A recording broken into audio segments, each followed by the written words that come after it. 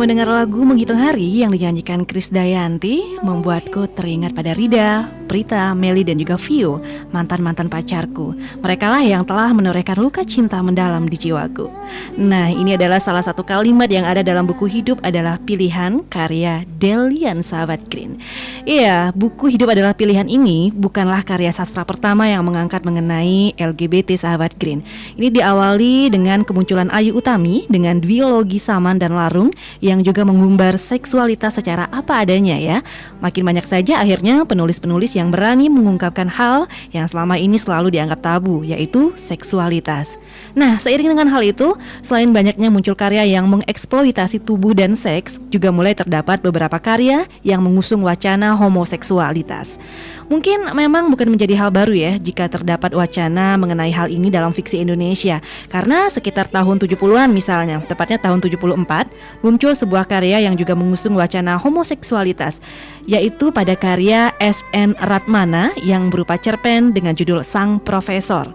Setelah itu muncul lagi karya-karya terbaru dari para penulis sekelas Seno Gumira Aji Dharma, Gus T.F. Sakai, Agus Nur dan lain-lain masih banyak lagi. Termasuk juga kini Mas Delian juga akhirnya membuka atau membuat buku Hidup Adalah Pilihan yang berkisah juga tentang homoseksualitas ya. Nah, ini kita kembali lagi ke perbincangan ke Mas Delian. Penulis buku ini Sahabat Green, ada juga Mbak Karina, sesama penulis juga yang juga ikut mengomentari buku karya Mas Delian yang pertama ini. Ada juga Mas Mirza dan Mas Hartoyo masih setia bersama kita ya. Sebelumnya saya mengingatkan untuk Anda, SMS dan komentar masih saya tunggu ya. Untuk Anda yang mendapatkan 3 buku gratis untuk 3 komentar dan pertanyaan terpilih di 0813800892. Iya Mas Delian, ini proses pembuatan buku ini berapa lama dan tantangan apa saja sih dalam proses pembuatannya? Sekitar 3-4 bulanan. Termasuk cepat itu ya? Lalu untuk tantangan sebenarnya gini, karena buku ini judulnya Hidup Adalah Pilihan dan di dalamnya saya ingin menyampaikan tentang suatu pilihan. Tantangannya adalah bagaimana saya menyampaikan pilihan, menyampaikan isi atau inti dari cerita ini ke pembaca gitu. Karena beberapa kali mereka yang belum membaca tapi sudah berani berkomentar mengenai homoseksualitas dan segala macam. Sebenarnya yang ingin saya sampaikan pada garis merahnya itu adalah kita hidup mempunyai pilihan gitu, bukan hanya pada seksualitas saja gitu. Kalau soal pengalaman serunya yang didapatkan dalam pembuatan buku ini gimana? Ketika surveinya dulu terhadap teman-teman gay itu gimana? Ya, kan tadi saya bilang dari cerita dari orang, curhat segala macam. Ya, kalau cerita seru yang menantang dari cerita itu sebenarnya apa ya? Sebenarnya banyak dari teman-teman gay itu yang lebih susah untuk menentukan pilihannya, sama yang tadi dikatakan oleh Mas Toyo, bahwa banyak sekali orang-orang di Indonesia, orang gay di Indonesia yang akhirnya pada suatu titik dia bingung harus bagaimana dan akhirnya dia menipu diri sendiri, akhirnya dia menikah dan tetap berhubungan dengan sesama jenis. Itu yang banyak terjadi juga seperti itu dalam kehidupan sehari-hari ya. Baik, kita akan membacakan SMS. Ini ada Oke, dari Pak Moses. Ini komentar dari Pak Moses. Tuhan menganugerahkan kehendak bebas kepada manusia sebesar-besarnya. Jadi benar, hidup adalah pilihan. Mau pahit dan manis, ada pada pilihan Anda. Terima kasih Pak Moses. Dari Elda di Jakarta Selatan. Pertanyaannya, sejak usia berapa orang merasakan hidup adalah pilihan? Ini menurut pengalaman pribadi mungkin, Mas Delian. Sejak umur berapa itu Mas? Sebenarnya kalau sejak umur berapa seseorang bisa menentukan pilihan kan beda-beda, setiap orangnya beda-beda untuk bagaimana menentukan hidupnya ya. Seperti itu.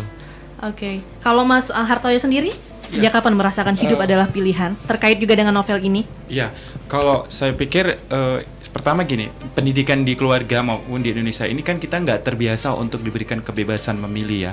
Misalnya kalau kita masih kecil, baju kita aja gitu kan, kadang-kadang orang tua yang mau nentuin, kita nggak punya hak kayaknya, padahal yang mau pakai kita gitu kan. Oh, pokoknya warnanya ini gitu kan. Kalau laki-laki warnanya biru, kalau perempuan pink gitu kan. Seperti itu. Dan kalau berangkat soal seksualitas, karena cerita di dalam buku ini tentang isu gay gitu. Misalnya kalau saya memilih agak telat sebenarnya, umur 26 waktu saya mengatakan bahwa ini hidup saya dan I'm gay.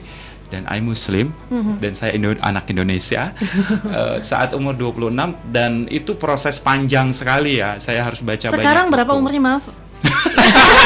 Itu dia jadi kuncinya. Biar tahu kan berapa lama udah menjalani. Sekarang 35. Jadi udah berapa 10 tahunan, 9 tahun ya. 9 tahun itu. Tapi saat saya masuk ke dunia LSM dan saya banyak baca tentang hak asasi manusia, tentang seksualitas, itu yang sangat memberi pengaruh sekali. Makanya saya salut sama tokoh Bram ini ya. Dia justru belajar dari pengalaman hidupnya sendiri. Dia pacaran dengan cewek, dengan ini, tapi ada kegelisahan justru teman SMP-nya ya, Glenn itu ya, teman lamanya yang justru ini cinta gitu. Dan makanya tadi pernyataan pertama sebenarnya cinta tidak berkelamin, tidak pernah memandang suku, agama, ya cinta. Betul. Ya cinta gitu. Dan di dalam buku ini ada kata-kata yang bisa merasakan cinta kami ya, Bram dan Glenn itu gitu, nggak bisa diutarakan apapun karena cinta ya cinta gitu. Betul ya, cinta tidak bisa diungkapkan ya. Mau cinta itu merah, cinta itu apa? Dan nggak beragama, nggak bersuku, tidak berorientasi seksual ya, cinta gitu. Nah, masih berhubung dengan cinta ini juga ada cinta di Bekasi ini yang bertanya ya. Katanya kalau hidup itu memang pilihan, apa ya kira-kira yang membuat kaum gay berani menentang arus di masyarakat dengan menjadi gay, padahal di agama pun dilarang? Silakan. Kalau saya mungkin cinta itu yang membuat arus itu bisa melawan itu ya. Ya benar, Karina gimana? Mungkin karena di dalam diri mereka punya keyakinan mereka mau menjalani hidupnya dengan serius.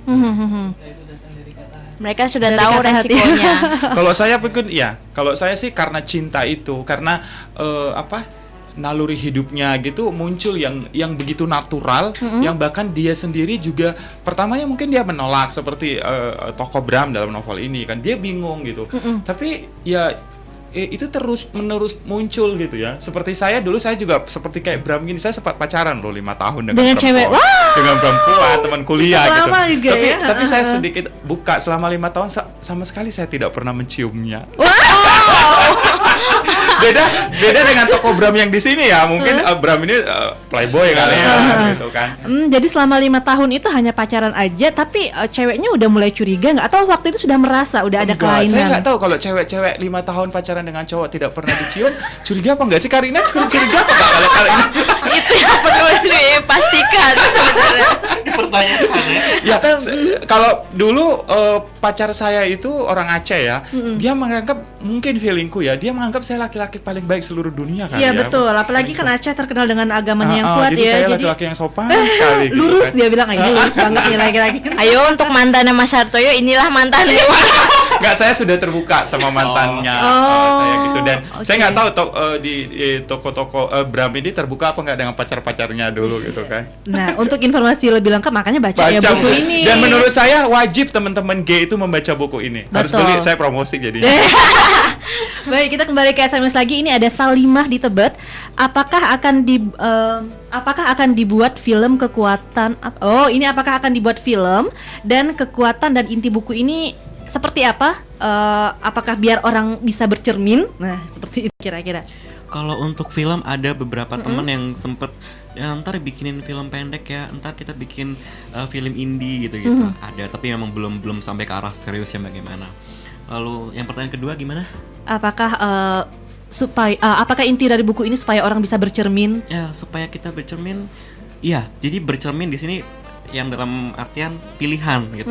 Bahwa kita tuh hidup itu banyak sekali kita pilihan gitu, termasuk pilihan dalam orientasi seksual gitu. Oke, ya, kitalah yang menentukan ya, sudah kita sendiri besar yang menentukan, balik ke diri sendiri gitu. Betul. Ada Anaya di Tebet ya. Tadi Salimah di Tebet, ini Anaya di Tebet. Apakah konflik dan perang merupakan pilihan hidup dan bagaimana mensikapinya?